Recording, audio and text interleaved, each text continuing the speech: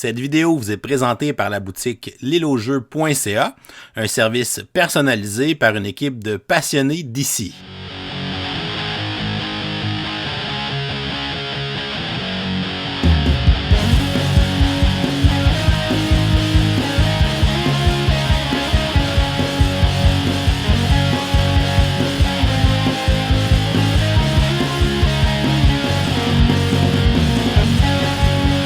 Salut les gamers, bienvenue à Processeur Board Game, je m'appelle David. Aujourd'hui à Board Game 101, on vous présente le jeu World Wonders, un jeu que j'ai dû faire la file à Gen Con pour me procurer une des 400 copies qu'il y avait en prévente à la convention.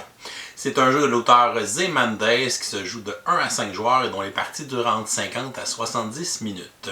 Le but du jeu va être de marquer le plus de points. C'est un jeu de draft de tuiles, de placement de tuiles, de construction de réseau, dans lequel chaque joueur va tenter de se construire un empire avec des monuments et des merveilles du monde dessus pour marquer le plus de points. Alors, World Wonders, je vous montre comment on joue, ensuite je vous dis ce que j'en pense, et comme on est lundi, on vous donne une question du jour pour participer à un concours du lundi pour le mois d'août 2023. On va installer une partie pour 3 joueurs. Premièrement, on va placer le plateau principal au milieu de la table. On va ensuite mélanger toutes les piles de polyomino qu'on va les placer à leur endroit respectif sur ce plateau et on va les placer face cachée. On va ensuite retourner la première tuile face visible sur la table de chaque type de polyomino pour les placer dans le marché pour la première manche de la partie. On va se former une réserve avec les jetons de tour, les jetons de grande route et les jetons de petite route. On va aller placer un jeton de tour dans le marché. On va placer pour une partie à 2 à 3 joueurs 2 jetons de grande route dans le marché. Et on va faire un ensemble de petites routes. On va mettre 2 moyennes et un petit, celui qui est seulement une case, pour former un ensemble dans le marché. On va placer les jetons piédestal, premier joueur et deuxième joueur, à leur endroit respectif sur le plateau principal. Et on va se former une réserve avec les tuiles de près. On a seulement besoin d'une tuile par joueur, donc dans notre cas, 3 tuiles pour une partie à 3 joueurs. On va former une réserve avec les merveilleux jetons de monument. On va ensuite mélanger les cartes monuments pour former une pioche et on va révéler sur la table les 3 premières cartes visibles pour former le marché de monuments. On va ensuite prendre les jetons correspondants, on va les placer sur les cartes. Donc ici on a le Parthénon, on a le pont romain et on a le cheval de Troie. Et même si c'est une règle avancée, je vous conseille de prendre les cartes objectifs, d'en choisir 3 au hasard et de les placer face visible sur la table.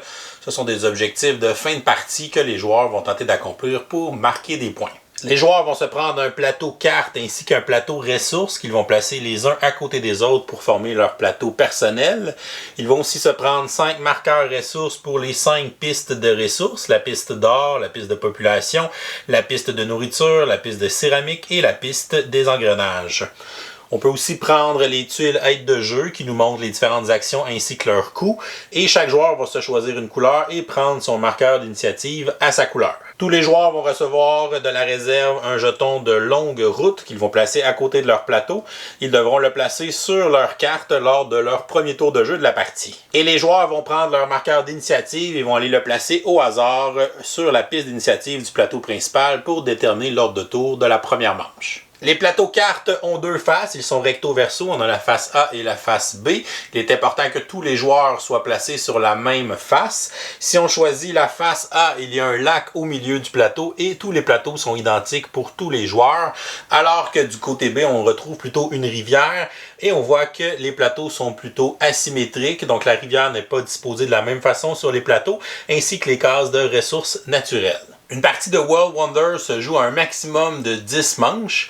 À chaque manche, les joueurs vont jouer à tour de rôle et vont faire une action d'achat pour aller se procurer quelque chose au marché en dépensant leur or. Ils pourront s'acheter des tuiles bâtiments, des tuiles de route, des tours et éventuellement ils pourront s'acheter des monuments s'ils remplissent les conditions de ceux qui sont disponibles dans le marché. En construisant des tuiles de bâtiments, les joueurs vont aussi progresser sur leurs 3 pistes ressources de nourriture, de céramique et d'engrenage pour augmenter leur population et marquer des points à la fin de la partie.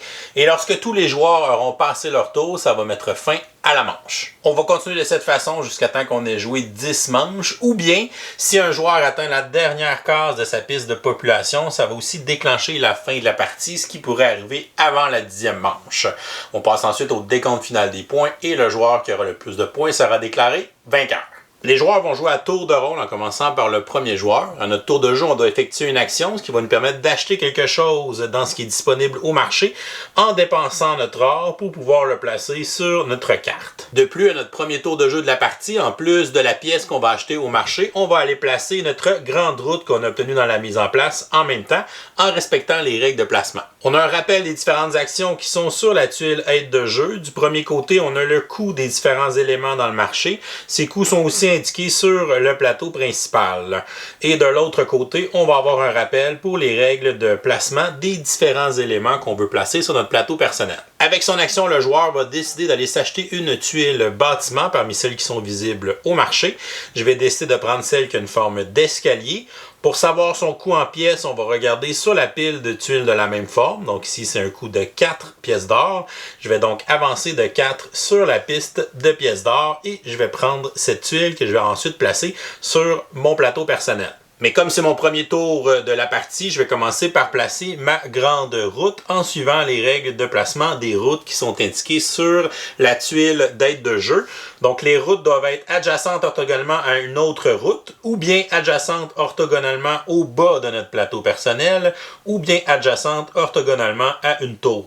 Dans notre cas, je pourrais décider de placer ma grande route à cet endroit-là sur mon plateau personnel, puisque c'est adjacent au bas de mon plateau. Les grandes routes peuvent aussi nous permettre de fabriquer des ponts et de traverser la rivière. Donc, la prochaine fois que je vais placer une grande route, je pourrais décider de la mettre au verso et de la placer comme ça pour traverser la rivière. Lorsqu'on fait un pont, on doit obligatoirement avoir la case de départ et de fin du pont qui sont sur des cases vertes, mais les deux cases du centre peuvent traverser des cases d'eau. Seulement les jetons de grande route peuvent être utilisés pour faire des ponts. Maintenant, je vais placer ma tuile de bâtiment et les tuiles ont deux restrictions possibles. La première, c'est que ma tuile de bâtiment doit être placée de façon orthogonale à une route ou bien elle doit être placée de façon orthogonale à une autre tuile bâtiment de la même couleur. Dans notre cas, je vais aller la placer adjacente à ma route et je vais aller la placer à cet endroit-là tout simplement. Lorsqu'on construit une tuile bâtiment, on va regarder les symboles de ressources qui sont indiqués sur la tuile et on va avancer les marqueurs correspondants sur nos pistes ressources. Dans ce cas-ci, je vais avancer de 2 sur la piste de nourriture et je vais avancer de 1 sur la piste de céramique. Si jamais on atteint ou on dépasse des emplacements où il y a le symbole de population, à ce moment-là, on va avancer sur la piste de population. Si jamais on est au bout d'une piste ressources et qu'on gagne encore des symboles, à ce moment-là, ces symboles seront perdus. Lorsqu'on achète des tuiles de bâtiment, des routes ou bien la tour dans le marché, ces éléments ne sont pas rafraîchis après nos achats. On va seulement en remettre des nouveaux à la prochaine manche. Contrairement aux cartes de monuments qu'on rafraîchit automatiquement lorsqu'on va en construire une pour qu'il y ait toujours 3 cartes monuments disponibles. J'ai fini mon tour de jeu. Mon premier adversaire pourrait acheter la tuile qui est ici, la placer sur son plateau. Et mon deuxième adversaire pourrait choisir d'aller prendre l'ensemble des petites routes. Donc les 3 jetons viennent ensemble et il va aller les placer sur son plateau. Les routes, que ce soit une grande route ou bien un ensemble de petites routes, ont un coût d'une pièce comme action. Et lorsqu'on place des routes, on doit respecter les règles de placement comme la route initiale, c'est-à-dire que ça doit être adjacent à d'autres routes, au bas de notre plateau ou bien à une tour. Ça revient à mon tour de jeu. Je vais décider de dépenser justement une pièce pour aller m'acheter une grande route et je vais aller la placer adjacente à ma route déjà sur mon plateau, donc à cet endroit-là. Mes adversaires décident de s'acheter des tuiles bâtiment, donc mon premier adversaire construit cette tuile. Le deuxième adversaire va aller prendre la grosse tuile qui coûte 5 pièces et la construire sur son plateau. Lorsque ça revient à mon tour de jeu, je voudrais m'acheter la tuile qui est ici qui coûte 3 pièces, mais il ne me reste seulement que 2 pièces. À ce moment-là, je pourrais faire un prêt, ce qui pourrait me donner 2 pièces supplémentaires pour faire mes achats dans cette manche. Prendre une tuile de prêt est une action gratuite, donc les joueurs peuvent le faire à n'importe quand dans leur tour de jeu tant qu'ils n'ont pas encore dépensé leurs 7 pièces pour la manche. Tous les joueurs peuvent seulement avoir un seul prêt actif en tout temps. Donc lorsqu'on veut faire un prêt, on va aller prendre dans la réserve une des tuiles prêt et on va venir l'ajouter sur les emplacements 8 et 9. On va donc avoir 2 pièces d'or supplémentaires à dépenser dans cette manche. Comme c'est une action gratuite, je dois aussi faire mon action principale d'achat. Je vais donc aller acheter la tuile qui est ici, qui coûte 3 pièces. Je vais donc avancer 1, 2, 3. Et je vais aller la placer sur mon plateau, ici adjacente à une route de mon plateau. Je vais avancer sur la piste de nourriture et la piste de céramique. En avançant sur la piste de nourriture, je tombe sur une case population. Je vais donc avancer ma population. Et je vais ensuite avancer de 1 sur la piste de céramique. On passe ensuite au tour du deuxième joueur qui, lui, a dépensé toutes ses 7 pièces. Donc, il doit automatiquement passer son tour. Il ne pourra plus faire d'achat dans cette manche. Et finalement, on va au tour du troisième joueur qui lui reste une seule pièce.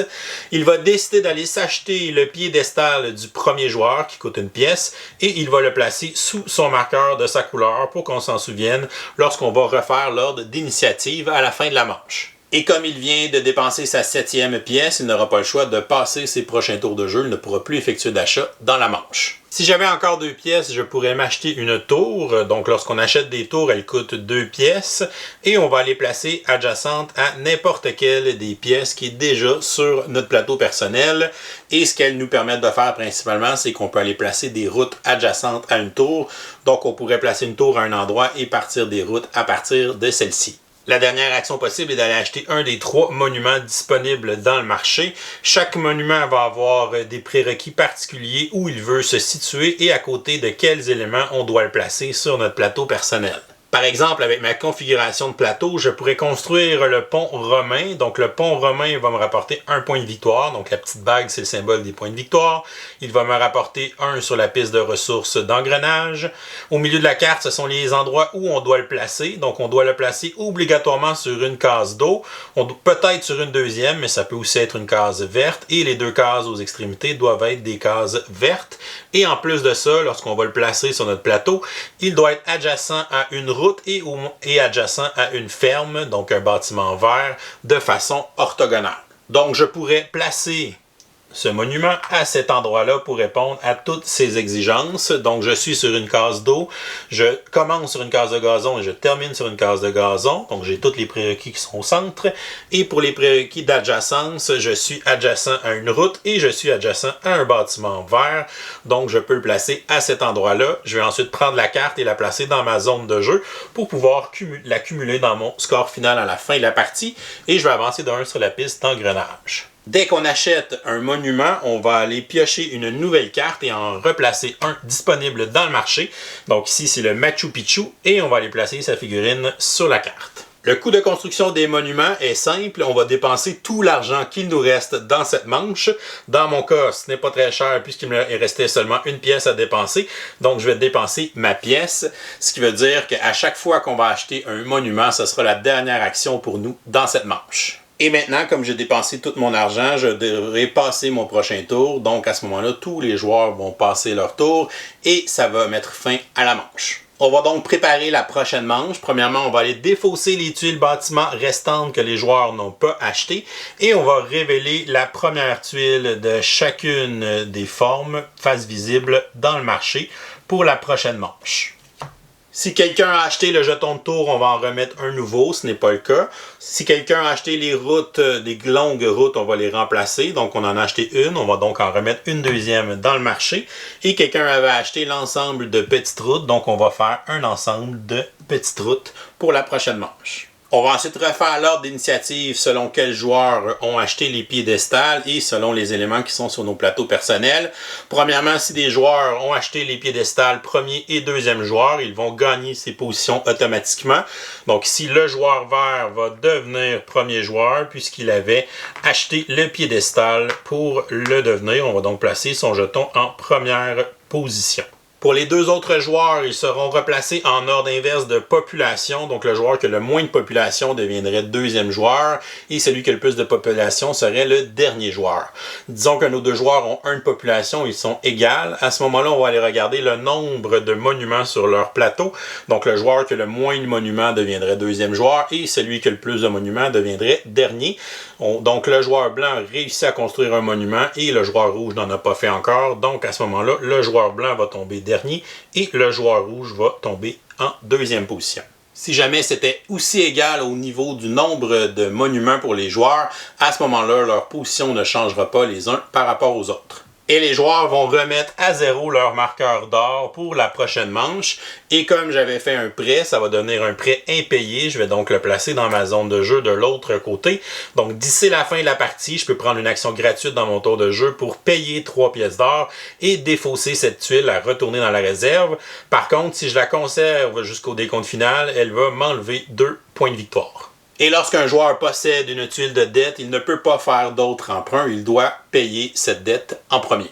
Et on serait prêt à commencer la deuxième manche en commençant par le tour du joueur vert et on va continuer ainsi jusqu'à temps qu'on ait joué 10 manches. Il y a aussi une deuxième façon de déclencher la fin de la partie. Si jamais un joueur atteint la dernière case de sa piste de population, cela va aussi mettre fin à la partie. On va terminer la manche en cours et on va passer au décompte final des points, ce qui veut dire que la partie pourrait durer moins de 10 manches dans ce cas. Donc, lorsqu'une de ces deux conditions de fin de partie est déclenchée, on va passer tout simplement au décompte final des points. Les joueurs peuvent utiliser le verso du plateau principal, qui est une piste de score, pour s'aider à accumuler leurs points dans le décompte final. Premièrement, on va marquer les points de notre piste de population. Donc, j'ai atteint la dernière case, donc j'ai 3 points qui sont là. On va ensuite regarder nos 3 pistes ressources, donc la nourriture, la céramique et les engrenages. Et on va scorer les points de notre piste qui est la moins avancée dans les 3. Dans mon cas, ce serait la piste bleue, donc je marquerai 9 points. On va ensuite marquer les points des cartes de monuments qu'on a réussi à construire. Donc j'ai 1, 2, 3, 4, 5, 6 points avec mes monuments. On va ensuite regarder les cases de ressources naturelles de notre plateau qu'on n'a pas recouvertes. Chacune de ces cases qui est adjacente à au moins une de nos pièces de jeu, donc adjacente orthogonalement, va nous donner un point. Donc j'en ai 1, 2, 3, 4, 5, 6, 7 au total. Ensuite, on va faire un point pour chaque district dans notre ville. Un district est une tuile de bâtiment qui est entourée complètement, c'est-à-dire qu'elle n'a pas de case verte autour d'elle orthogonalement. J'en ai un total de 6 sur mon plateau, donc j'ai celle-ci, donc 1, 2, 3, 4, 5 et 6. Celle-là ne score pas puisqu'il reste une case verte et les autres, on a des cases vertes autour, donc elles ne sont pas complètement entourées. Donc je fais 6 points avec mes districts. C'est seulement les tuiles bâtiments qui scorent les districts. On ne score pas des points pour nos monuments s'ils sont entourés. On va ensuite regarder les objectifs pour la partie. Donc le joueur qui a le mieux réussi chacun des objectifs va faire 3 points et le joueur en deuxième position 1 point. Pour le premier objectif, c'est d'avoir des bâtiments orange qui sont sur le bord de notre plateau. Donc, les 3 bords, le côté du bas ne compte pas. J'en ai 2, donc on va dire que j'arrive en deuxième place. Donc, je vais marquer 1 point. Ensuite, l'autre objectif, c'est d'être le plus loin sur la piste de céramique. J'ai atteint le bout. On va dire que c'est moi, évidemment, qui en a le plus. Donc, je vais marquer 3 points. Et le troisième objectif est d'avoir la plus longue route consécutive qui prend le plus de cases. Disons que mes adversaires ont fait mieux que moi, donc à ce moment-là, je n'ai pas de points avec cet objectif. Pour les objectifs, si jamais des joueurs sont à égalité en première position, on va additionner les points et on va les diviser en 2. Donc les joueurs vont faire 2 chacun dans le cas de ces objectifs. Et si jamais on est à égalité pour la deuxième position, à ce moment-là, les 2 joueurs vont faire 1 point chacun. Et finalement, si on possède encore une tuile de prêt non payé, on va perdre 2 points de victoire. Et cela, tout additionné ensemble, va faire notre score final. Le joueur qui aura le plus de points sera déclaré vainqueur. Si jamais on a une égalité, c'est le joueur qui a le plus de monuments sur son plateau personnel qui va l'emporter. Et voilà, c'est comme ça qu'on joue à World of Wonders. Je vous reviens avec mon opinion personnelle. Qu'est-ce que je pense de World of Wonders? On va commencer par les côtés positifs. Évidemment, la première chose qui nous vient en tête quand on regarde ce jeu-là, c'est le matériel. Donc vraiment les jetons en fait en bois qui représentent les monuments qui sont beaux, qui ont des trucs gravés dessus. Donc ils sont vraiment, vraiment beaux. Pour un jeu retail, c'est vraiment une énorme qualité de production et ça en met plein la vue quand on voit le jeu qui est déployé sur la table. Donc c'est une belle présence. On se demande c'est quoi, on aime ces grosses pièces-là, on les admire. Donc ça fait vraiment un beau résultat à la fin de la partie quand on a construit tout notre plateau avec les routes, les petites tuiles, puis on a ces monuments-là qui ressortent en 3D. Donc ça, c'est vraiment évidemment des pièces qui sont très belles et donc une belle production pour le jeu. Pour le côté du gameplay, c'est un jeu qui est relativement simple. C'est un jeu qu'on joue à tour de rôle, on fait une action, en fait, on achète quelque chose, on le place, donc c'est un tempo quand même assez bon. Fait que c'est pas un jeu que j'aurais peur d'y jouer à 4 ou 5 joueurs parce que dans le fond, ça roule quand même vite à notre tour de jeu et on nous dit même dans les règles que dès qu'on a choisi la pièce qu'on achetait, ben là, l'autre joueur peut commencer son tour puis je peux prendre le temps de la placer où je veux dans mon plateau, donc ça n'a pas vraiment d'influence. Ce qui fait que ça accélère le tempo de la partie puis on perd pas trop de temps, fait que ça c'est quand même une belle qualité.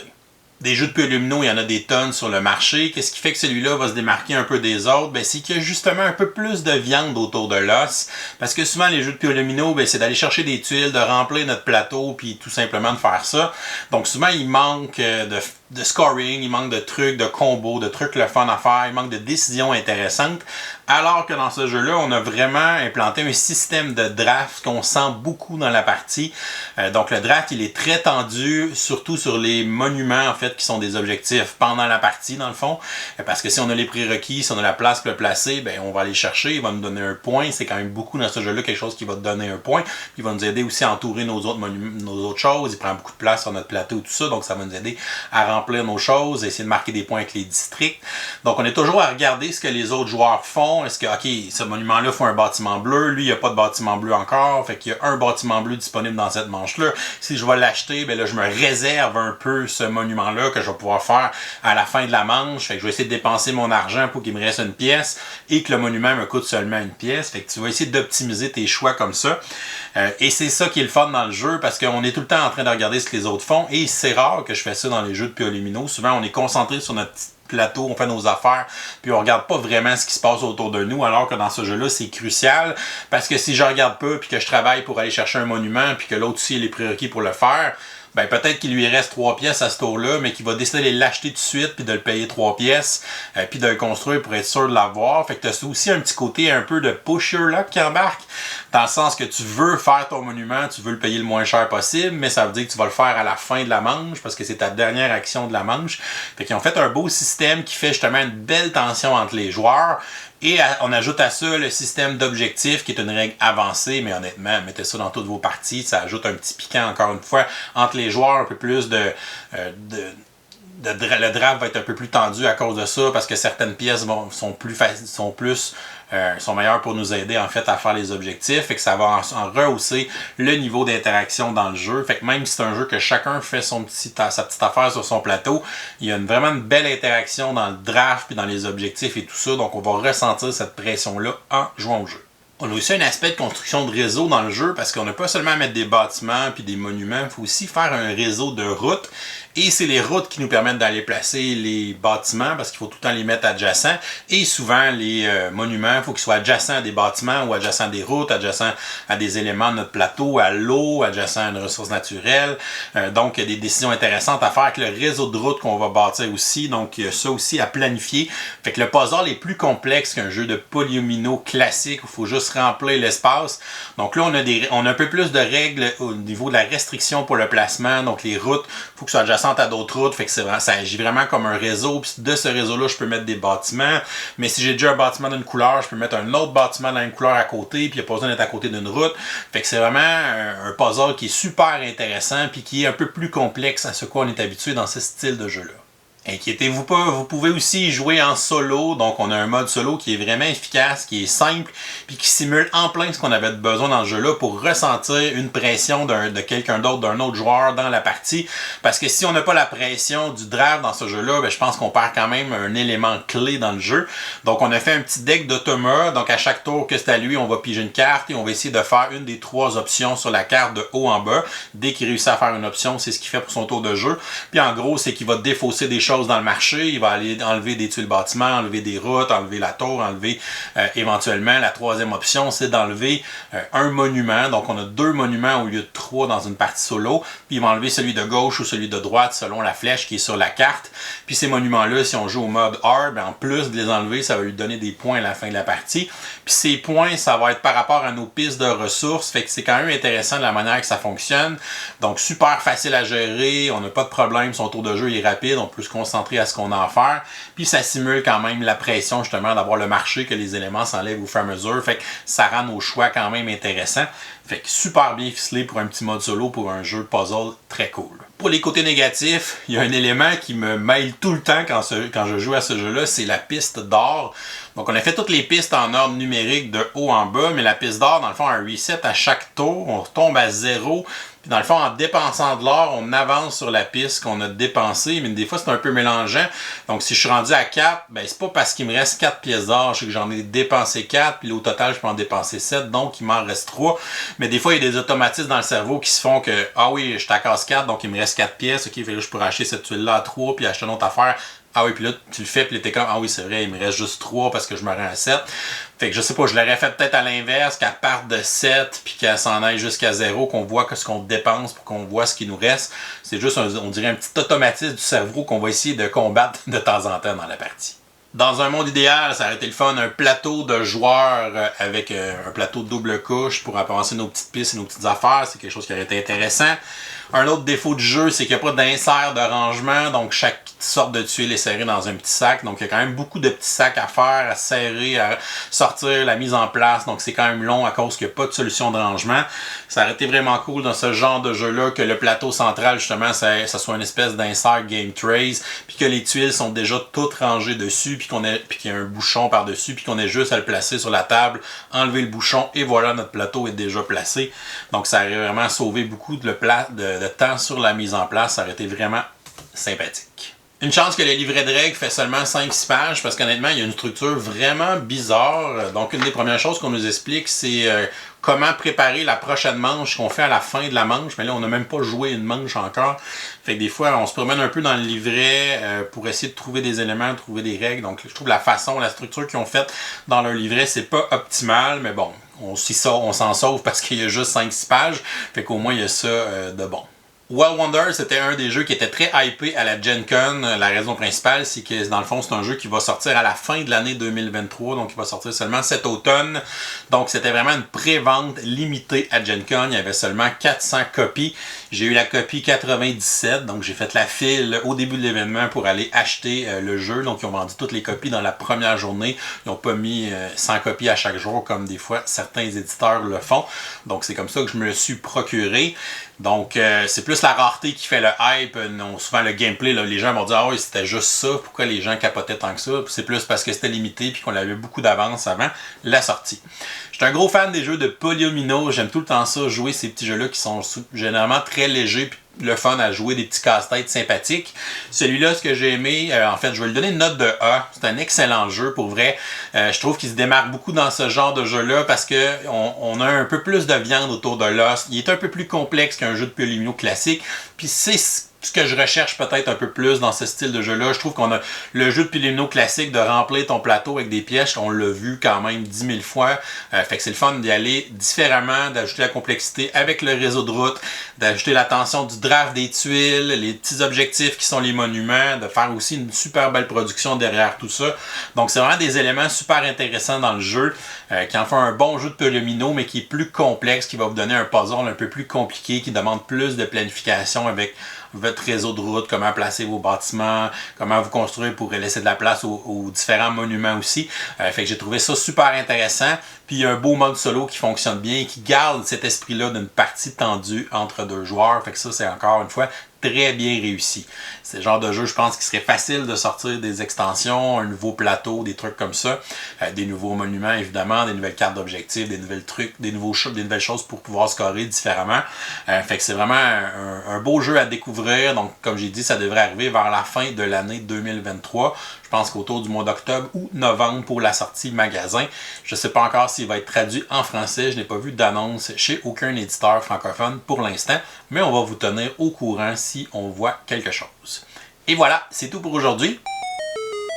Oh, c'est vrai, on est lundi. On va donc vous donner une question du jour pour participer à notre concours du lundi pour le mois d'août 2023, dans lequel vous pourrez gagner le petit jeu québécois Romy Rami. La question du jour est la suivante. Quel monument aimeriez-vous aller visiter en voyage? Donc, vous nous laissez la réponse en commentaire YouTube sous la vidéo pour enregistrer votre participation. Et si vous nous supportez pour au moins 5$ sur Patreon, vous pourrez avoir une participation supplémentaire à chaque lundi. Donc bonne chance à tous pour le concours. Et si vous n'êtes pas encore abonné à la chaîne, vous pouvez le faire en cliquant le petit bonhomme ici en bas de l'écran. Sinon, vous pouvez nous suivre sur Facebook, Twitter ou Instagram à Professeur Board Game. Et si vous aimez les vidéos qu'on fait, vous pouvez venir nous supporter sur notre campagne Patreon. Je vous souhaite à tous une excellente fin de journée et continuez le game.